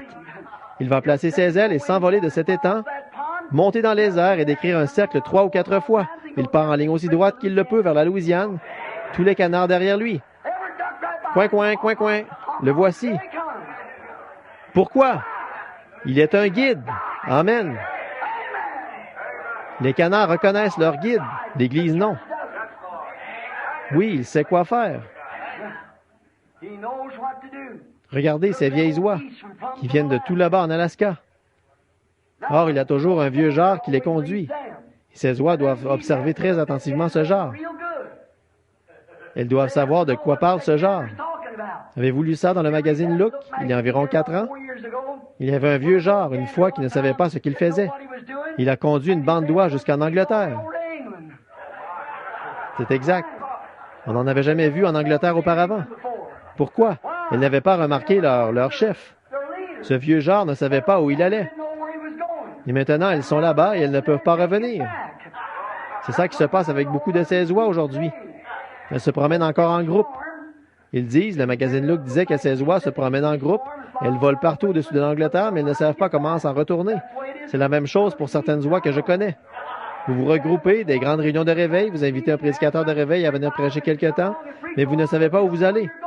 Vous vous promenez en rond parce que vous avez une espèce de jar qui vous conduit dans une java dénominationnelle, au lieu de vous ramener à la parole de Dieu, de vous ramener au baptême du Saint-Esprit. Et ensuite, on se demande pourquoi on n'a pas de réveil de nos jours. Voyez, vous devez avoir ce son particulier. Ce son, c'est la trompette de l'Évangile qui fait retentir l'Évangile. Chaque parole de Dieu. Pas un credo, pas une dénomination, mais la Bible, le Saint-Esprit. Voici les signes qui accompagneront ceux qui auront cru, voyez? Et les voilà qui partent sur la route. Un vieux jar, une fois, raconte que toute une bande s'est tuée à cause de lui. Il les avait emmenés avec lui en essayant de voler dans l'obscurité. Il ne savait pas où il allait lui-même. Ils se sont tous heurtés contre les montagnes là-bas et quelques-uns ont volé en morceaux. Ils se sont fracassés, c'est sûr. Ils doivent reconnaître ce son qui leur est particulier. Ce petit canard-là, s'il a ce son particulier et que tout le monde le sait, ils ont un petit jubilé quand ils se regroupent et les voilà qui partent vers le sud. Pourquoi descendent-ils là-bas? Là-bas, il ne fait pas froid. Or, si Dieu a donné au canard assez de bon sens pour savoir échapper au froid, combien devrait-il en donner à l'Église? Si le canard peut faire ça par l'instinct, qu'en est-il du Saint-Esprit dans l'Église? Il devrait nous conduire loin des vieilles formalités et des credos et tout, jusque dans un baptême glorieux et merveilleux du Saint-Esprit. C'est ce qui produit la vertu, la connaissance, la patience, la piété et le Saint-Esprit. C'est à cela que conduira le vrai guide, parce qu'il ne sortira de sa bouche rien d'autre que l'Évangile, que la parole de Dieu. Certainement, vous avez besoin d'un guide. Quand les mages, ils ne savaient rien de Dieu. Ils étaient des faiseurs de magie, des magiciens. Ils étaient là-bas, en Orient. Vous savez, la Bible dit, nous avons vu son étoile en Orient. Nous sommes venus pour l'adorer. Ils étaient de l'Ouest. Ils ont regardé vers l'Est. Ils ont vu son étoile. Ou ils ont regardé vers l'Ouest. Ils étaient en Orient. Nous étions en Orient et nous avons vu son étoile à l'Ouest. Voyez? Nous avons vu son étoile en Orient. Et voyez, ils étaient en Orient. Quand nous étions en Orient, nous avons vu l'étoile et nous sommes venus pour l'adorer. Je peux m'imaginer voir ces hommes se préparer à partir. Je peux m'imaginer une des épouses qui dit, dis donc, tu as fait tous tes bagages, mais où est ta boussole? Il a dit, je ne vais pas me servir d'une boussole cette fois. Il a dit, comment feras-tu pour te rendre de l'autre côté des montagnes? Souvenez-vous, il fallait qu'ils franchissent le Tigre et qu'ils traversent les plaines. Bref, ils allaient faire un voyage de 2 ans à dos de chameau. Comment y arriveraient-ils? Elle a dit, eh bien, tu n'emportes même pas de boussole. Il a dit, non. Tu vas te rendre comment? Je vais me rendre par le moyen pourvu par Dieu. Cette étoile là-bas va me conduire vers ce roi. C'est ça. Nous avons vu son étoile en Orient et nous l'avons suivi jusqu'ici dans l'Ouest pour venir l'adorer. Où est-il? Ils ont suivi le moyen pourvu par Dieu. Ils ont été retardés pendant un petit moment par un tas de credo là-bas. Ils sont entrés à Jérusalem et ils se sont mis à monter et à descendre la rue, ces gens avec leurs beaux vêtements, et ils disaient, où est-il? Où est le roi des Juifs qui vient de naître? Eh bien, c'était la capitale, ça, c'était Jérusalem. Certainement que la grande église devrait être au courant. Où est-il? Où est le roi des Juifs qui vient de naître? Nous avons vu son étoile en Orient. Nous sommes venus pour l'adorer. Où est-il? Mais ils sont allés consulter le pasteur un tel et le souverain sacrificateur un tel. Aucun d'eux n'était au courant. Mais il est né, celui qui est le roi des Juifs. Où est-il? Ils ne savaient pas. Par contre, il y avait un groupe de bergers là-bas, sur le versant d'une colline, qui jubilaient au possible. Oui, monsieur. Parce qu'eux étaient venus en suivant le moyen pourvu par Dieu. Donc, ils sont restés là et tout à coup, il a dit, je vais vous dire ce qu'on devrait faire. On devrait réunir le conseil. Ils ont donc convoqué le conseil du Sanhédrin et ils se demandaient s'ils en avaient entendu parler. Non, nous n'en savions rien. C'est la même chose aujourd'hui. Ils ne savent rien de ce guide. de ce Saint-Esprit qui guérit, qui remplit, qui sauve, qui va revenir, le guide qui nous a annoncé toutes ces choses qui sont arrivées, et nous sommes en plein dedans. Celui qui discerne les pensées du cœur, ils n'en savent rien. Ils appellent cela de la télépathie ou quelque chose. Ils ne savent pas quoi en dire. Donc, vous voyez ces mages, tant que... Souvenez-vous, quand ils sont entrés à Jérusalem, l'étoile est disparue. Et tant que vous vous en remettrez aux credos et aux hommes des dénominations pour qu'ils vous conduisent à Dieu, le secours de Dieu vous quittera.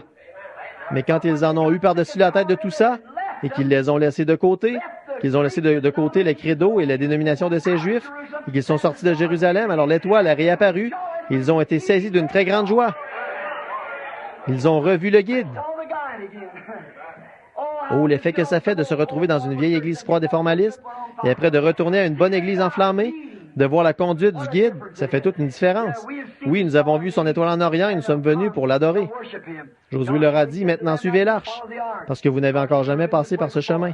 Dieu ne permettra pas que cette arche aille ailleurs que dans le bon chemin. Tout le monde l'a suivi, et voilà, elle a traversé le Jourdain.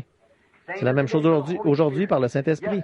Oui, monsieur, la seule façon pour nous de savoir s'il s'agit du Saint-Esprit ou pas, nous envoyons les manifestations. Les manifestations qui confirment la parole de Dieu. Il n'y a pas longtemps, là, un groupe de frères avait du sang et de l'huile.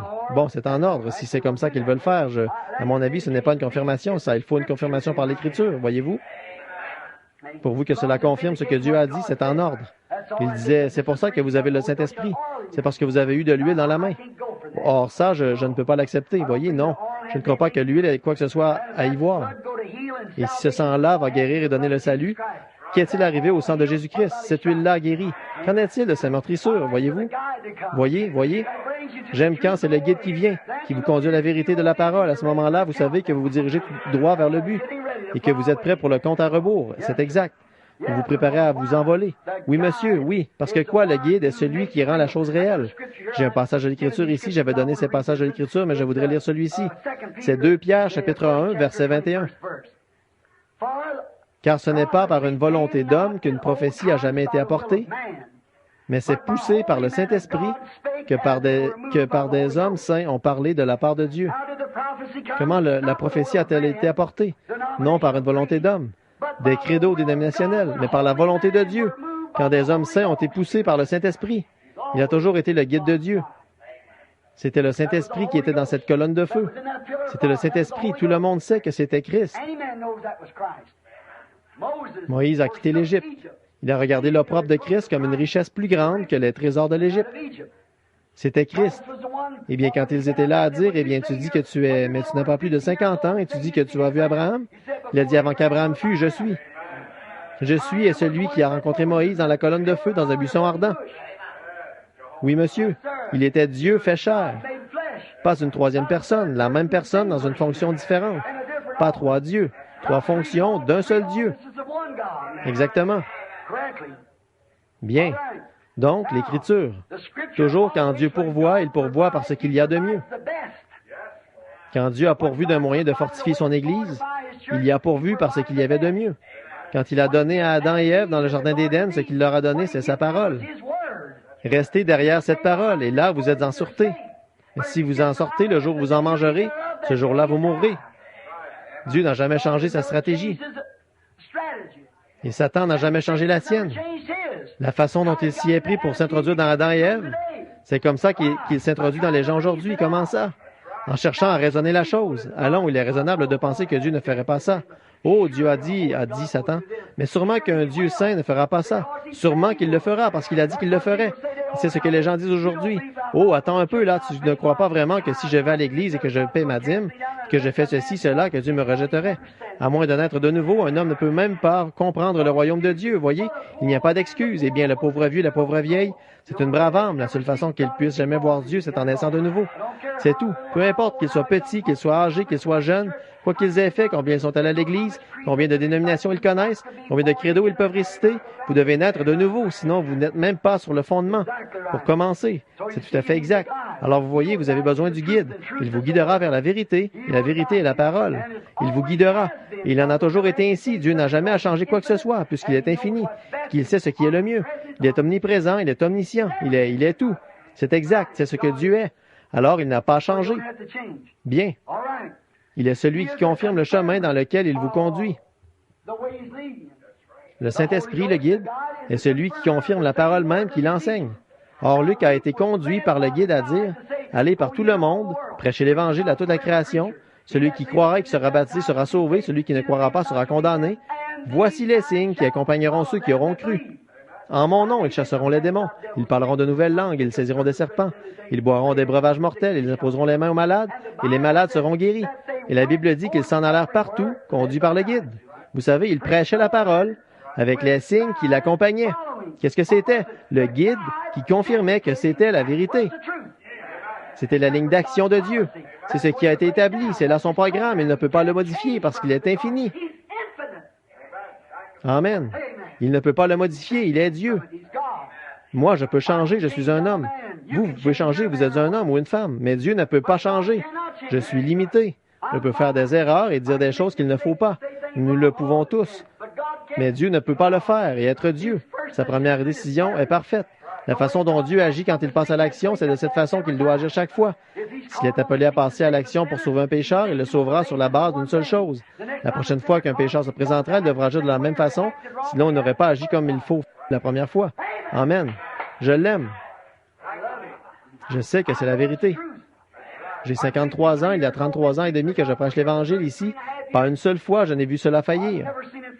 Je l'ai vu mis à l'épreuve tout autour du monde, 7 fois, au milieu de toutes sortes de religions et tout le reste, devant un demi-million de personnes, même à un moment donné, et jamais cela n'a failli. Je ne parle pas de ce que j'ai lu dans un livre, je parle de ce que j'ai expérimenté personnellement. Je sais que Dieu appuie sa parole et qu'il l'honore. Bon, si c'est une espèce de credo que vous avez, vaut mieux faire attention là. Mais le Saint-Esprit appuiera la parole de Dieu. Dans Jean, au chapitre 1 et au verset 1, il a dit, « Il est la parole. » Il est le guide. Au commencement était la parole était avec Dieu, la parole était Dieu. La parole a été faite chair et elle a habité parmi nous. Oh! Pierre a été conduit à dire dans Acte 2:38, comment recevoir le Saint-Esprit. Il a dit, « Repentez-vous, chacun de vous. Ensuite, soyez baptisés au nom de Jésus-Christ pour la rémission de vos péchés. Et ensuite, le guide s'occupera de vous pour le reste du chemin. » Oui, c'est ça qu'il faut faire. D'abord, repentez-vous de vos péchés, de votre incrédulité, de n'avoir pas cru ces choses. Repentez-vous, ensuite soyez baptisés et ensuite le guide s'occupera de vous pour le reste du chemin. Voyez-vous, c'est votre devoir. C'est votre devoir de vous repentir. C'est votre devoir d'être baptisé. Ensuite, c'est le devoir du guide de s'occuper de vous pour le reste du chemin, de vous conduire de la vertu de la connaissance, à la tempérance, à la patience, à la piété et à l'amour fraternel, et le Saint-Esprit vous scelle. Voyez? Alors vous êtes à la pleine stature de Dieu, un vrai homme de Dieu, une vraie femme de Dieu, bien ancré en Christ. J'aime ça. Bien ancré en Christ. Oui, Marc a été conduit par le Saint-Esprit à écrire Marc 16, bien sûr. Jean a été conduit quand il a écrit l'Apocalypse. Il a été conduit par le guide. Il a aussi été conduit par le guide à dire, quiconque en retranchera une seule parole ou y ajoutera une seule parole, celui-là sera retranché, sa part du livre de vie. Maintenant, comment allez-vous substituer quelque chose à la parole de Dieu tout en continuant à prétendre que vous êtes conduit par le Saint-Esprit? Ça ne tient pas debout, n'est-ce pas? Non, monsieur, pas du tout. Il a été mon guide au long de ma vie. Il m'a guidé jusqu'à la vie. Il est celui qui m'a conduit à la vie. Et il est ma vie. Sans lui, je n'ai pas de vie. Sans lui, je ne veux plus rien. Il est tout, mon tout en tout. À mes heures difficiles, il me soutient. Hier, il m'a béni. Aujourd'hui, ils ont agi de la même façon. À quoi puis-je m'attendre? À la même chose pour toujours. Gloire à son nom. Amen. Oui, monsieur, il l'a promis, il le fera. Il est ma vie, il est mon guide. Le tout en tout. Je lui ai fait confiance. J'ai passé par de dures épreuves. Je lui fais confiance partout où je vais. Je voudrais que vous fassiez de même. Si vous allez faire votre lessive, vous les femmes, faites-lui confiance. Si vous allez en ville, faites-lui confiance. Une fois, j'en étais arrivé au point de penser que je m'y connaissais assez comme homme des bois. Vous savez, pour avoir tellement chassé, je pensais, je suis vraiment à toute épreuve, impossible de m'égarer. Ma maman était mi-indienne et j'aimais ça, oh là là. Impossible de m'égarer dans les bois, je sais où je suis. Et pour ma lune de miel, j'ai triché un petit peu avec ma femme. Je lui ai dit, « Tu sais, chérie, ce serait bien qu'on se marie le 23 octobre. » Évidemment, c'est à cette date-là que le Seigneur m'avait dit de le faire. Et je me suis dit, maintenant, comme petite lune de miel, j'ai mis de l'argent de côté, je vais l'amener voir Niagara Falls, et j'irai dans les Adirondacks pour chasser un peu. Voyez? Alors, je l'ai amené, elle et Billy, il n'était qu'un petit bout de chou. Donc, je devais l'amener en lune de miel. Et c'était un voyage de chasse aussi, vous savez. Alors, je me suis dit que ce serait bien de faire comme ça. Donc, je l'ai emmené là-bas et j'ai écrit à M. Denton, le garde forestier. Nous allions nous rendre sur le mont Hurricane. J'ai dit, Monsieur Denton, je vais me rendre là-bas. Je voudrais chasser l'ours avec vous cet automne.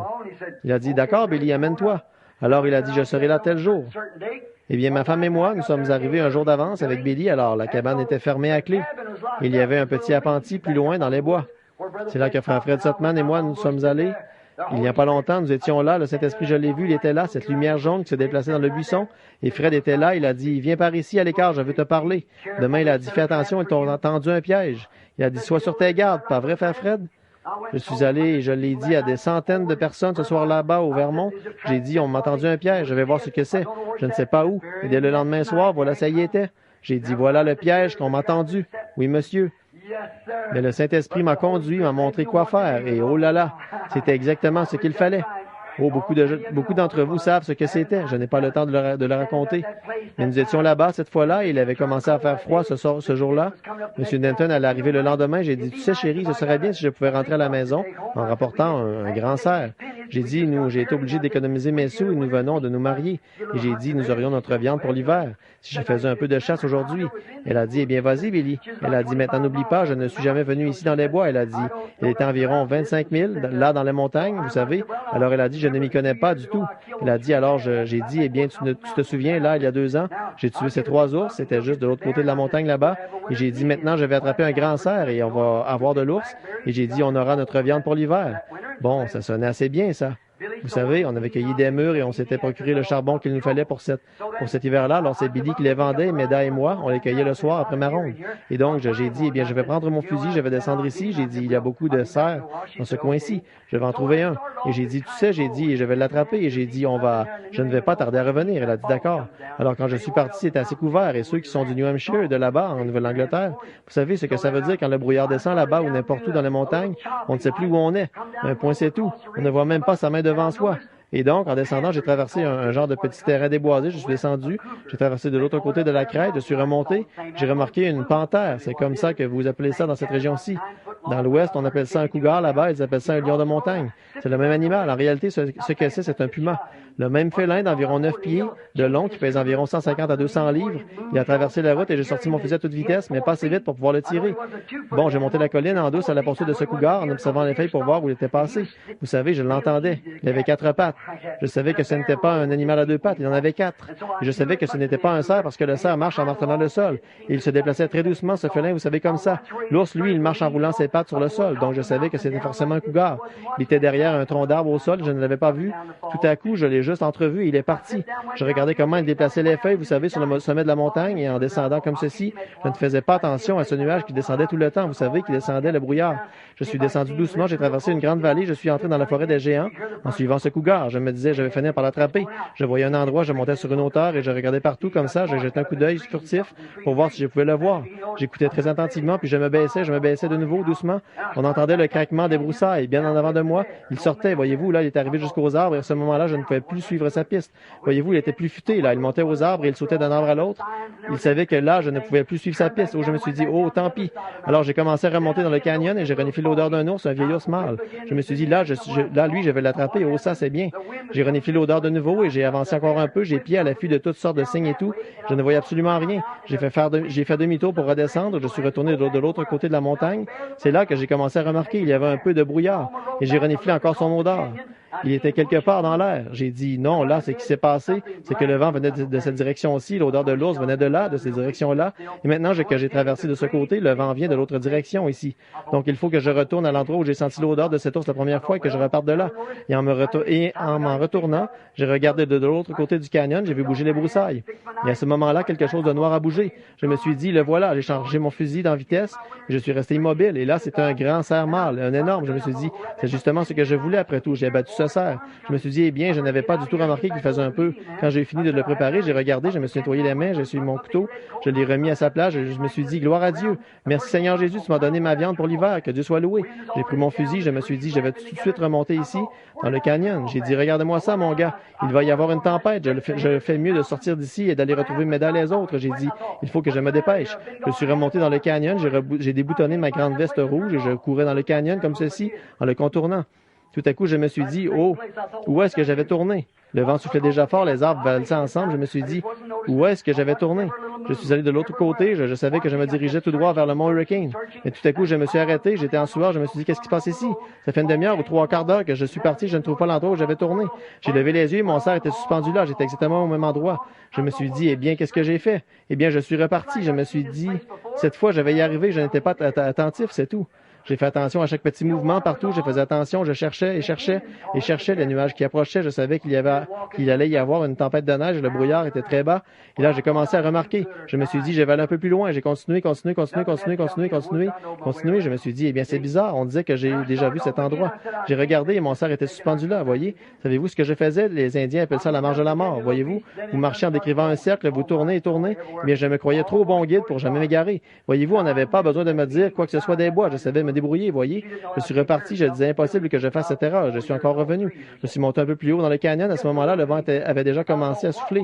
Oh là là, de la neige partout. Il faisait presque nuit. Et je savais que mes dames mourraient pendant la nuit.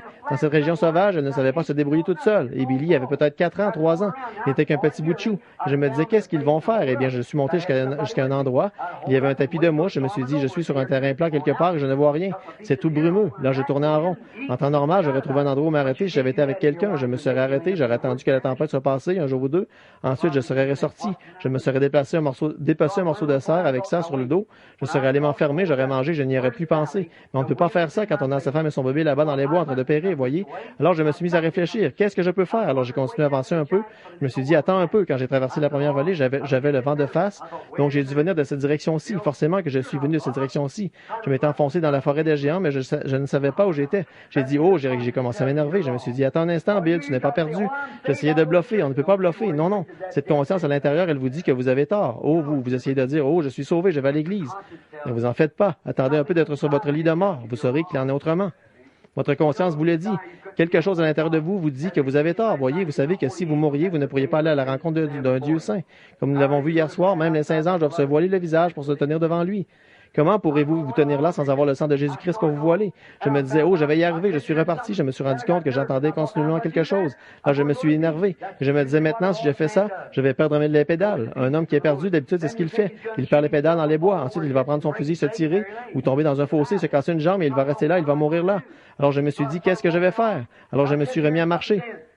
Et j'entendais continuellement quelque chose qui disait, je suis un secours qui ne manque jamais au moment de la détresse. Et j'ai continué à marcher, tout simplement. Je me disais, maintenant, je vois bien que je commence à être un peu ma boule, là. J'entends une voix qui me parle. Je continue à avancer et là, je sifflotais, vous savez. Je me disais, allons, je ne suis pas perdu. Tu sais où tu es, mon gars? Qu'est-ce que tu as? Tu ne peux pas te perdre. Tu es trop bon chasseur pour ça. Tu ne peux pas te perdre. Je me vantais, vous savez, j'essayais de bluffer pour passer au travers. Vous ne pouvez pas bluffer. Tout au fond ici, il y a une petite roue qui tourne qui dit, mon gars, tu es perdu et tu le sais. Voyez, tu es perdu. J'ai continué à avancer. Oh, je ne suis pas perdu. Tout ira bien. Je vais retrouver mon chemin pour sortir. Les choses ont commencé à prendre un drôle d'aspect. Le vent tout près. La neige s'est mise à tomber, une petite neige embouillie, nous l'ont dit grésiller. Et je pensais à ma femme et au bébé. Je ne suis pas... Je me disais, oh là là. Tout à coup, j'ai encore entendu cela qui disait, je suis un secours qui ne manque jamais au moment de la détresse. J'étais ministre de l'Évangile à l'époque, je prêchais ici même au tabernacle.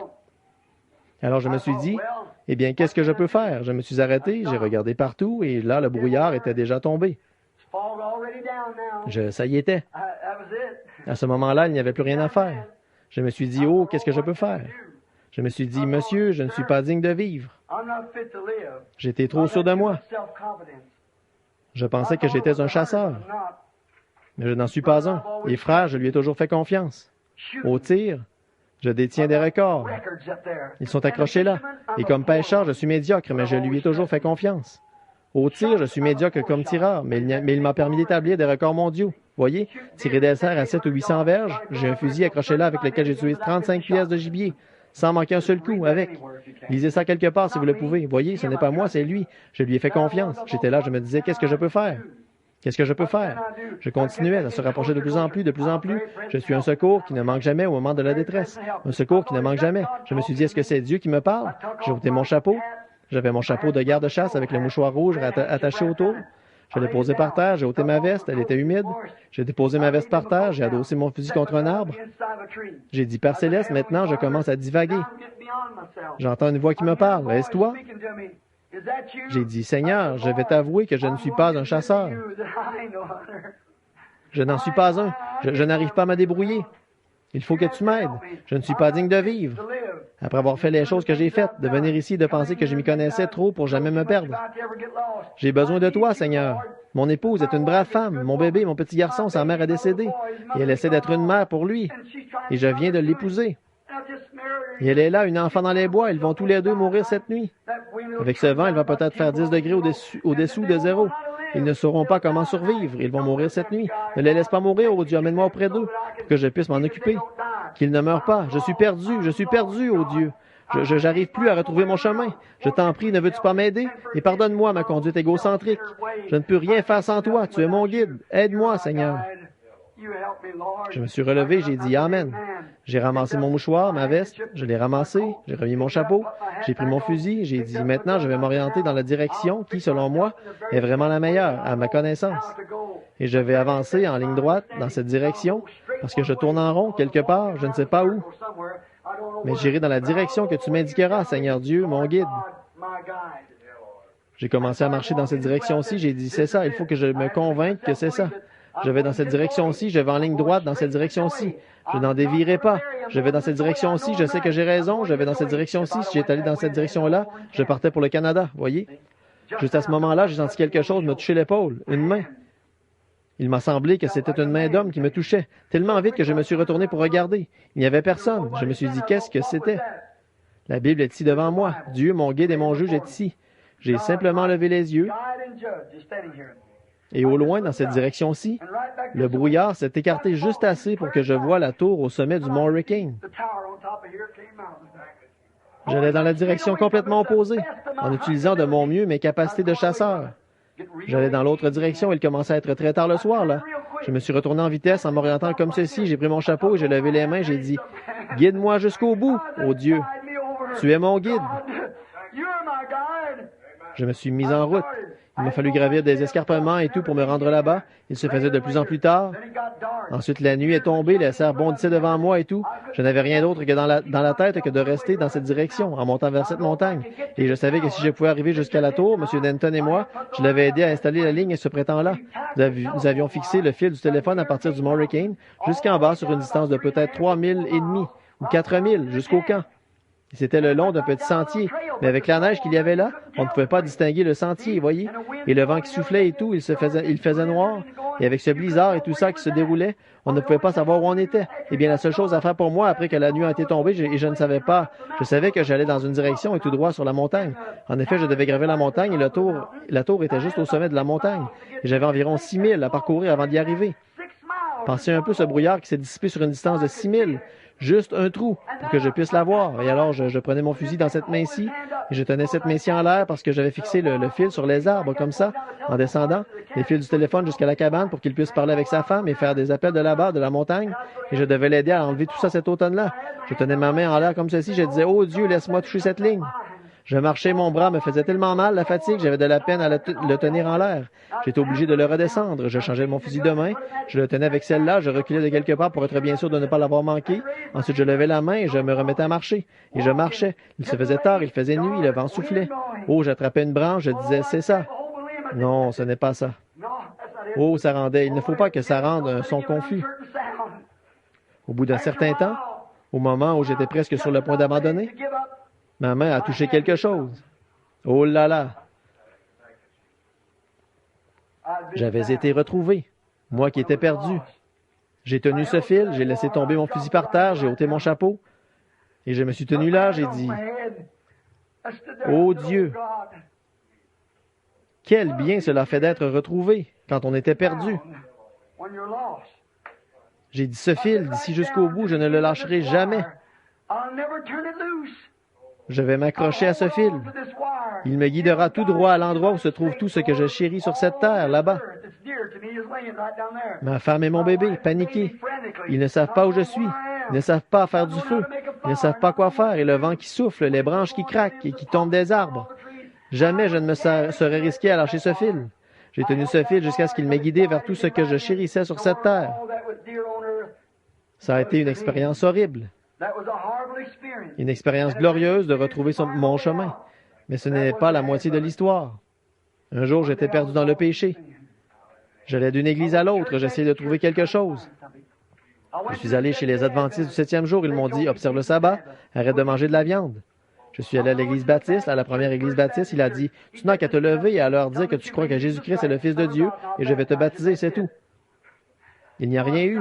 Mais un jour, dans un petit hangar à charbon, j'ai levé les mains en l'air, j'ai saisi quelque chose. Ou je vais le dire comme ceci, quelque chose m'a saisi. C'était une corde de sauvetage, le guide. Il m'a conduit en sûreté jusqu'ici. Je n'enlèverai pas ma main de ce fil. Je tiens mes mains levées vers lui. Que les credos et les dénominations fassent ce qu'ils voudront, moi, je m'accroche au guide. En effet, tout ce qui a jamais été sur cette terre et tout ce qui est au ciel et qui ne m'a jamais été précieux se trouve au bout de cette corde. Il m'a conduit en toute sécurité jusqu'à présent. Je vais lui faire confiance pour le reste du chemin. Quand lui, le Saint-Esprit, sera venu, il vous guidera et vous conduira dans toute la... Mes amis, c'est ce qui m'a amené à être où j'en suis aujourd'hui. C'est ce qui a fait de moi ce que je suis. C'est avec joie que je vous le présenterai. C'est le seul guide que je connais sur cette terre et là-haut. Il est mon guide quand je vais à la chasse. Il est mon guide quand je vais à la pêche. Il est mon guide quand je parle à quelqu'un. Il est mon guide quand je prêche. Il est mon guide quand je dors. Et quand viendra le moment de ma mort, il se tiendra là, au bord du fleuve. Il me guidera pour traverser de l'autre côté. Je ne craindrai aucun mal, car tu es avec moi. Ta houlette et ton bâton, ils me corrigeront et ils me guideront jusqu'à l'autre côté du fleuve. Prions.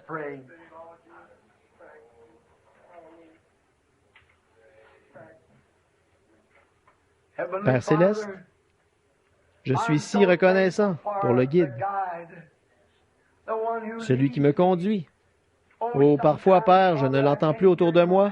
Ça m'effraie.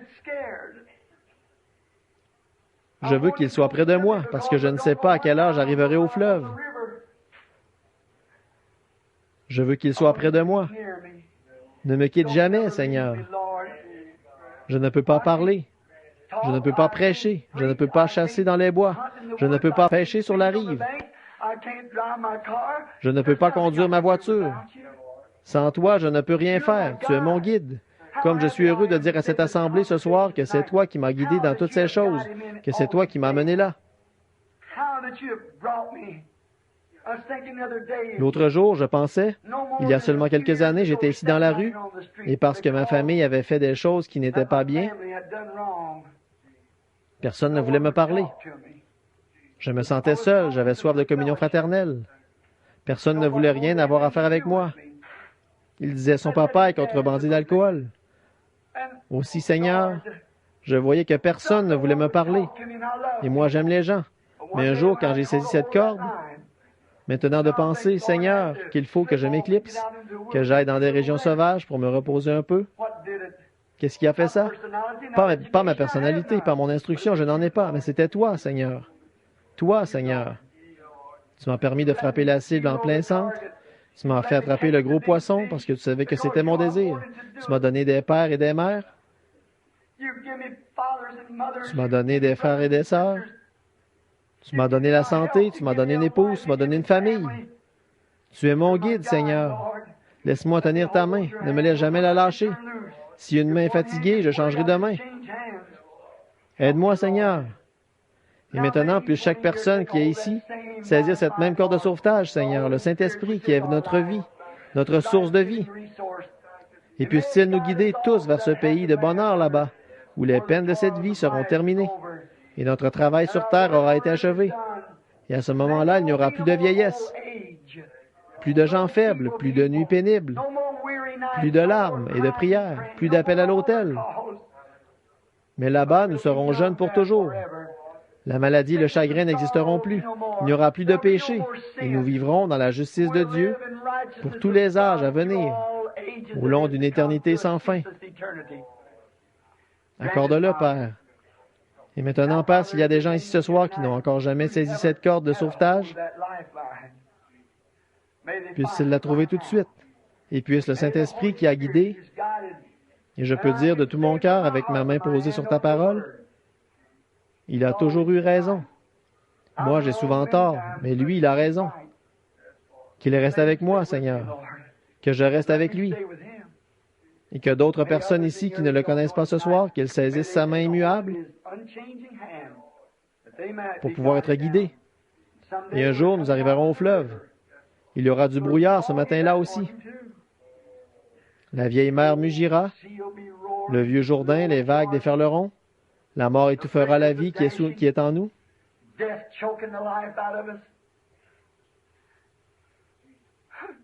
Mais ô Dieu, je n'aurai pas peur. J'ai réglé ça il y a longtemps. Je veux simplement ôter le casque, comme un combattant, me retourner regarder le long du sentier pour voir jusqu'où m'a guidé cette corde, voir toutes les régions sauvages que j'ai traversées, tous les endroits où poussaient des ronces et où étaient empilés des cailloux sur lesquels je me suis blessé. Et je tenais le fil. Comme tu l'as dit, le poète l'a dit, certains passent par les eaux et certains passent par les flots, certains passent par de dures épreuves, mais tous passent par le sang.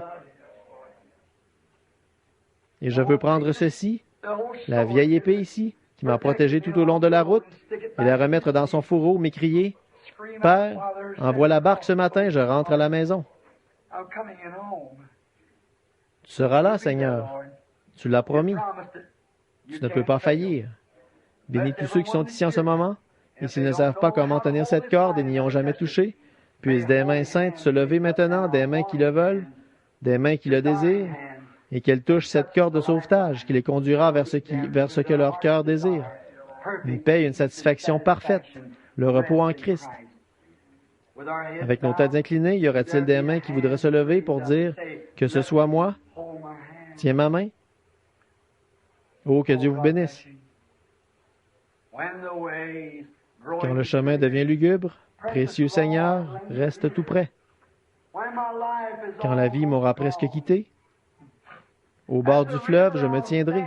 Guide mes pas, tiens ma main. Prends ma main, précieux Seigneur. Conduis-moi jusqu'au bout. Y aura-t-il quelqu'un d'autre qui lèverait la main pour dire, Seigneur, je veux sentir d'une façon tangible la corde de sauvetage ce soir? Je veux sentir que Christ m'a pardonné mes péchés et je veux être une nouvelle créature à partir de cette heure. Que Dieu vous bénisse. Y aurait-il quelqu'un d'autre qui dirait, laisse-moi te toucher, Seigneur? Laisse-moi me perdre. Que Dieu vous bénisse, sœur. Laisse-moi me perdre et me retrouver, Seigneur, en toi. Que Dieu vous bénisse et que Dieu vous bénisse, c'est ça. Laisse-moi me perdre, Seigneur. Laisse-moi oublier. Que Dieu vous bénisse, frère. Que Dieu vous bénisse, sœur. Laisse-moi simplement perdre tout ce que j'ai comme connaissance. Que Dieu vous bénisse, sœur. Ne faites pas confiance aux échafaudages d'idées humaines. Suivez le guide. Il vous guidera dans toute la vérité. Conduis-moi, Seigneur Jésus. Conduis-moi. Que Dieu vous bénisse là-bas. Oh, beaucoup de mains se sont levées, désireuses du salut. Maintenant, pendant que l'autel ici, on ne peut pas faire d'appel à l'autel parce qu'il y a des gens assis partout à l'autel, mais il est là, tout près. Quand vous avez levé la main, vous le savez très bien, il s'est passé quelque chose dans votre cœur. Jésus a dit, celui qui écoute mes paroles et qui croit à celui qui m'a envoyé a la vie éternelle. L'avez-vous fait sérieusement? Alors il y a le baptistère ici qui est rempli d'eau. Il y aura amplement de temps pour faire des baptêmes. Prions. Notre Père céleste, ce petit message entrecoupé ce soir, transmis avec une voix enrouée, le Saint-Esprit a dû se mouvoir quelque part. Il est allé où il devait aller. Il y en a beaucoup, Seigneur, ce soir, peut-être 15 ou 20, qui ont levé la main comme quoi ils ont besoin du guide. Ils se rendent compte qu'ils cherchent à se bercer d'illusions. Ils cherchent à dire « tout va bien pour moi », mais au fond de leur cœur, ils savent que ce n'est pas vrai. Et ils veulent sentir ta présence. Seigneur, ils veulent le guide. Ils veulent s'engager. Tu n'es jamais surchargé. Ils veulent s'engager dans ce voyage.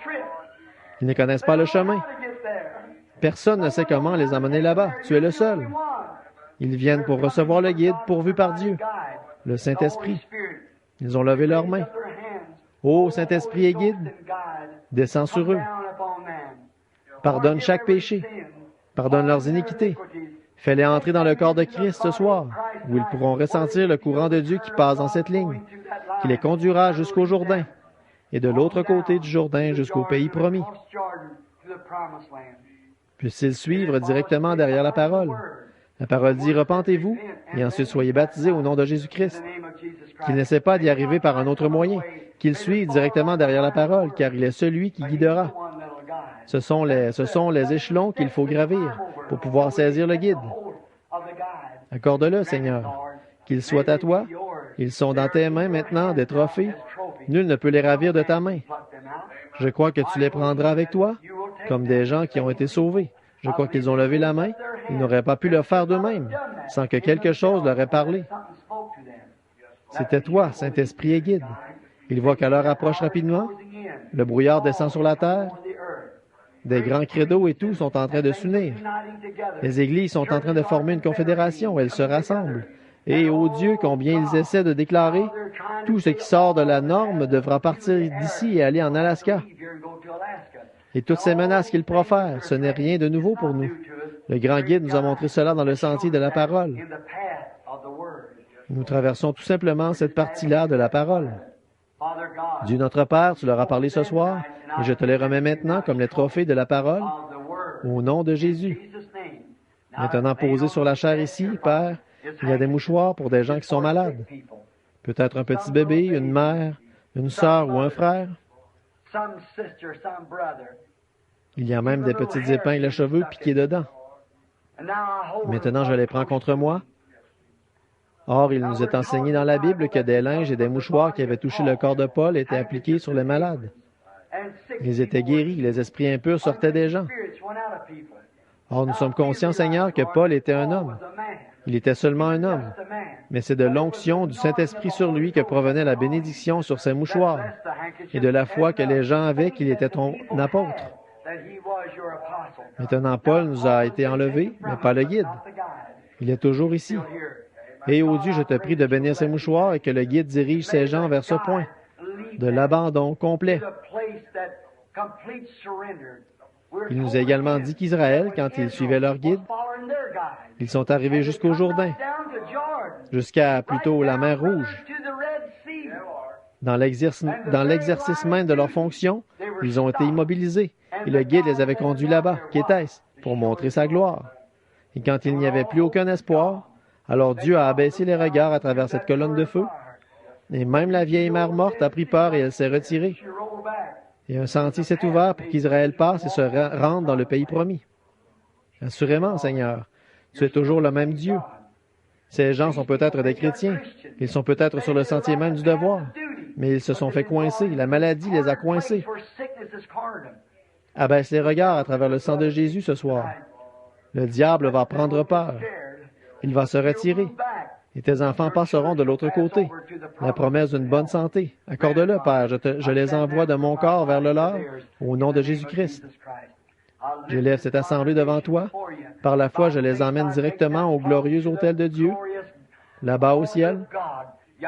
En effet, tout ce qu'ils désirent quant à leur maladie, tout ce qui ne va pas chez eux, tout ce qui ne va pas dans leur vie, quoi que ce soit, ô Dieu, purifie-les. Fais qu'ils t'appartiennent. Guéris-les, Père. Que la puissance qui a fait sortir Jésus de la tombe rende la vie à leur corps mortel et fasse d'eux de nouvelles créations en Christ. Donne-leur une bonne santé et de la force pour te servir. Souviens-toi de moi, ô Seigneur, je suis ton serviteur. Aide-moi en ce moment où j'ai besoin de prière et je prie le Saint-Esprit de nous guider, de nous utiliser et de nous conduire jusqu'au jour où nous verrons Jésus-Christ face à face, à sa glorieuse venue quand nous le rencontrerons dans les airs, à l'enlèvement. C'est au nom de Christ que nous le demandons. Amen.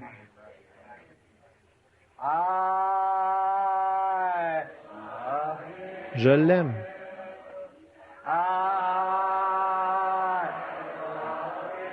L'aimez-vous?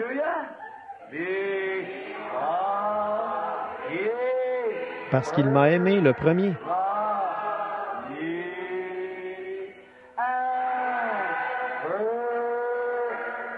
Et a acquis mon salut.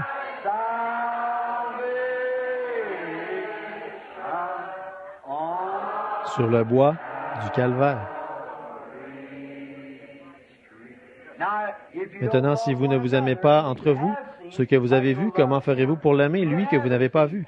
Maintenant, pendant que nous chantons Je l'aime, donnons à la personne voisine de nous une chaleureuse poignée de main remplie d'amour. Je l'aime.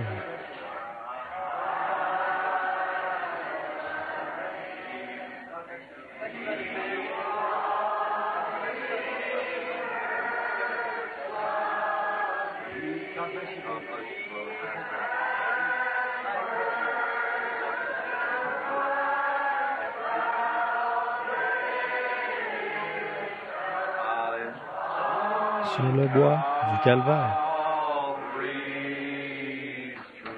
Maintenant, levez vos mains vers lui. Je l'aime.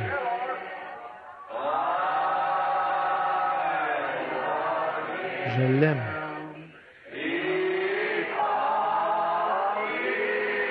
Parce qu'il m'a aimé, le premier.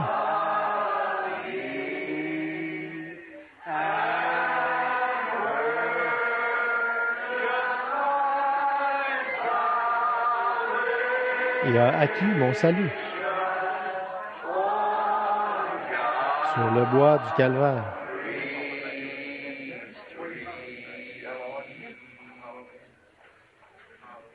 Un bon chant. Est-ce que vous aimeriez en entendre un?